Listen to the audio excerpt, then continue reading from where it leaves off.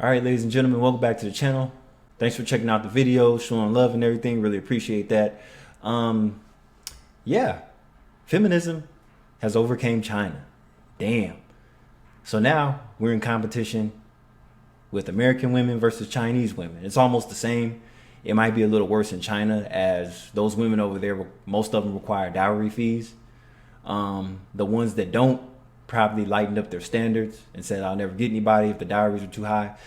But the mixers and the dating markets are drying up. Men stop showing up to that shit. Even in the American markets, people stop coming to the mixers because they don't feel like being turned down. So there's always going to be more women at the dating markets than there is men. It's just like when you go into a strip club, there's going to be more strippers than there is men. All right, let's get started. Let's see what these women are complaining about today. And shout out to All Asian Dilemmas. As always, let's go. Feminism has finally won in China. I hope all women are satisfied because now all the men have disappeared from the market, and the ones left are weak feminist men who don't even seem like men. Oh. I would rather have my child grow up in a single-parent household than in one dominated by this extreme feminism. That was the harshest thing I ever said during an argument. But honestly, looking at the situation today, I don't see where I was wrong. Ladies, like and save this, because we need to face the reality we created. Feminism was supposed to... You know, she's kind of cool. It sounds like she take accountability. I don't know how much of a feminist she is, but she's making sense to me so far. What do you guys think? To mean equality between men and women. But in the end, what we got was a bunch of weak, insecure, and passive men. Now, we have to compete not only in the job market but also in relationships because men have simply given up. This movement claimed to have 4 main pillars. Increasing women's participation in the workforce. Ensuring equal pay for equal work.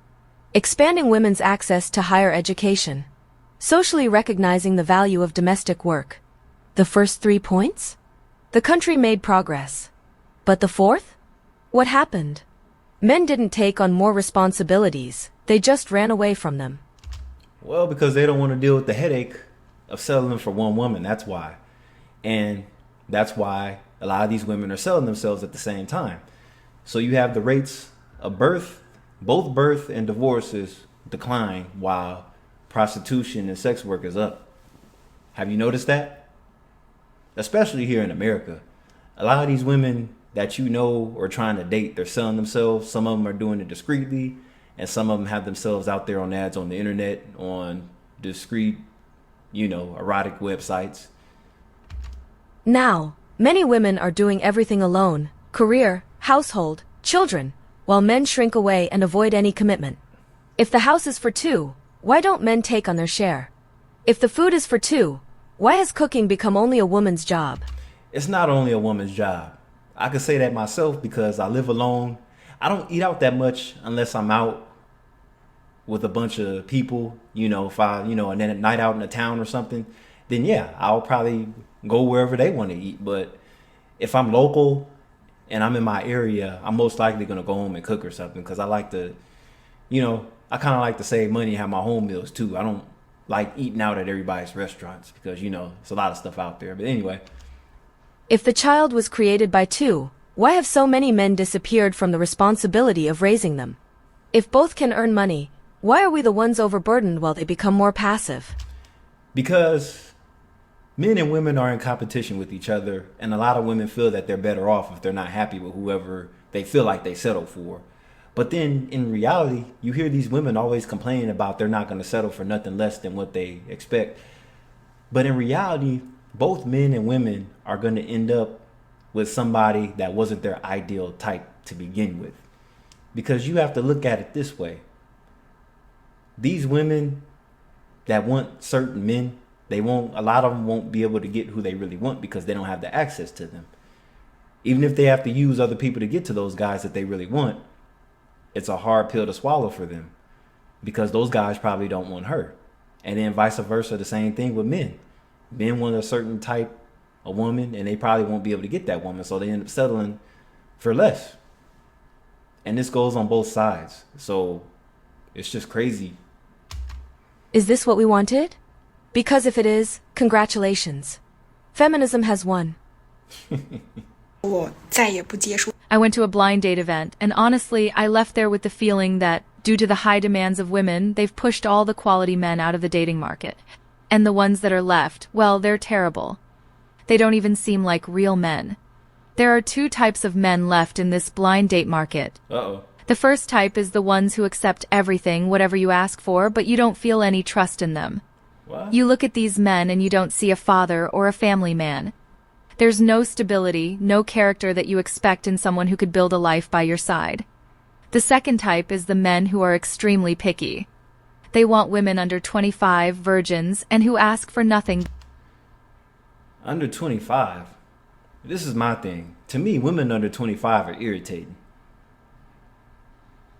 I couldn't do under 25. I do over 25. And then I put a cap at about 32. Because I just feel like anything over that, they're cooked. Mentally, they done seen everything. I mean, like I said, a lot of these women, they advertise themselves all over social media and other websites. And you know there's a lot of guys in other countries trying to fly them out and everything. And a lot of these women will do anything for money. So that's why you have guys like Fresh and Fit telling you to avoid women that have a social media presence. Because you know what these women are out here doing. It doesn't make a difference how attractive they are. She could be a 5, a 7, or a 10. It doesn't matter. Because if she's heavily influenced on social media, then you already know other stuff is going on too. Let alone an Instagram model. A lot of that modeling shit is prostitution, by the way, if you guys didn't know that. But yeah. Beyond that, they're bizarre. They've completely erased the role of women, as if a woman is just an object or something to be idealized in a shallow way. There's no space for a mature woman who has experiences and something to offer. I just say one thing. If you don't have a house, don't look for anyone, and no one criticizes me for that. But if I say that a woman over 35 will have more difficulty finding someone, a bunch of people starts insulting me. I'm not saying you're hard to find someone, you can still find love, but not for a blind date, because age is something you can't hide. I just want to help you, but I can't do anything. Can I change your ID number? Can I remove the wrinkles from your face? I can't. Now, imagine a 35-year-old woman and a 25-year-old woman. If they both stand together, who do you think the man will look at first? Let's be honest, if it's the same man, but he has 10 houses, cars, and a good financial situation. And see, that's the problem. Those are the men that these women want. But how many of those men, especially young men to begin with in their age range, let's say they're both 25. More than likely, both 25-year-old men and women are still living at home. This is both America and over there in China, or just in general. In other countries, we know that it is. Because in most other countries, you don't move out the house until you're married. It's like that with Indian culture, Indonesia, other places. Those are just examples. Most people don't move out the house until they're married. Or let alone you have 2 or 3 generations living in a 5-6 bedroom house. So take that in factor. The only problem with that is that's going to be a high-ass electric bill. And a lot of these places, the utilities go by how many people you have living with you. So the more people you have living with you, the more expensive your utilities will be. Especially apartments. If you live in a large apartment complex, the portion that you pay for water, sewer, and garbage depends on how many people you have in that apartment. So it's for better or for worse. And as an American culture, it's all about having 5 roommates in one place, strangers you met on Craigslist and all that bullshit. I'd rather live with family. But anyway. And the other one has no house. Which one would you choose? Would you choose the man without a house? And if it's a 1.80 M guy and a 1.60 M guy, who would you choose? You wouldn't choose the 1.60 M guy, right? Don't be so contradictory. In the end, what happens is that with so many unrealistic demands and standards being imposed, it's getting harder to find someone genuine who wants to build something real. The market is saturated with extremes, and it's hard even to imagine what it would be like to have a healthy relationship with someone who, in the end, doesn't really know what they want. And in the end, we all lose out, as we're all searching for something real and of quality. Wow. 今天呢，我要想说说有多少女 Wow, I need to talk about how many women are not acting rationally. And I also want to tell some women. Do you know how hard it is to enter marriage? Recently, I saw the news that the marriage meeting point in Chengdu is already full, and they are no longer accepting new women for the meetings. There are very few men, and the ratio of men to women in these meetings is astonishing, around 1 man for every 50 women. Whoa. This is strange, because many women say, now we are independent, we have many choices, we can choose not to marry. So why are there more women wanting to get married than men? Because they're down bad, that's why. These women are getting older and they're looking for a safety net. Yeah, they're strong and independent and have their own money and careers going on, but they're still looking for that soft era they want to live. They don't want to work as much. They're tired of being strong and independent. They're trying to put it in a man's hand. They're trying to find a sucker they could put it off on. They don't want to do the hard work by themselves no more. Because some of them probably still want to start a family on their own. These women still want kids. These women woke up. And see, professional women are probably the worst women to deal with from a headache perspective. These professional women, like doctors, lawyers and stuff, those are the worst people to date. Oh my God. Like it's like that's why they have the hardest dating life. They're just toxic as fuck. Currently, in China, the number of single women eligible for marriage is about 110 million. Oh. Let's assume that most women don't want to marry, so there are still around 50 million left, right? And these 50 million women have demands. They want a house, a car, savings, a monthly salary above 10,000, and a minimum height of 1.7 meters. And that's why these women had a hard time dating and finding their mate all to begin with. Because what they want, most men don't have. How many guys between 25 and 35 have 2 houses, a savings, and able to take care of their in-laws? Little to none. So the younger you are, more likely you don't have none of that stuff. I mean, you might have a decent car, but you're still living with family, or you might, at least if you're lucky, live in a high-rise apartment. But other than that, you're not going to have that much at 25. Not unless you're a celebrity or something. This is the minimum standard. If you're shorter than 1.7 meters, you're considered third class in women's eyes. Well, the men who meet these conditions in China are less than 1 million. I can say this with certainty, because I am a wedding master of ceremonies, and I understand the conditions of men very well. I know exactly the types of men who are in a position to get married. In other words, from 130 million eligible men, less than 1 million truly meet these conditions. For women, the number of men they consider suitable for marriage is less than 1 million. That means the ratio is astonishing. Around 50 women competing for 1 qualified man. Do you understand? So many women find it strange, between 18 and 23 years old. Oh, I just want a tall and handsome man, I don't need material things. Lies. Then, between 23 and 28 years old, oh, the man has to be at least presentable, not too ugly. And then with a bit of wealth, having money is the key. And after 28, oh, it doesn't matter if he's handsome, as long as he has money it's fine. Many women have a strange mentality, as if they think that just because they are women, many rich men will line up to choose them, and they still have the option to choose a handsome man among the rich. This is a huge information gap between men and women. This is very scary. So, you'll notice that in big cities, it's mostly women who go to marriage meetings. And there are very few men at these meetings, because they know that no matter what, they will be rejected. On the other hand, in rural areas, men pay to buy wives, with a dowry of 30 to 50,000, and they don't need to buy a house, just a wife to carry on the family. This is why dowries are higher in rural areas than in cities. In cities, buying a house and a car is the biggest expense, but in the countryside, 30 to 50,000 is enough to buy a wife and carry on the family. And that's all that should matter.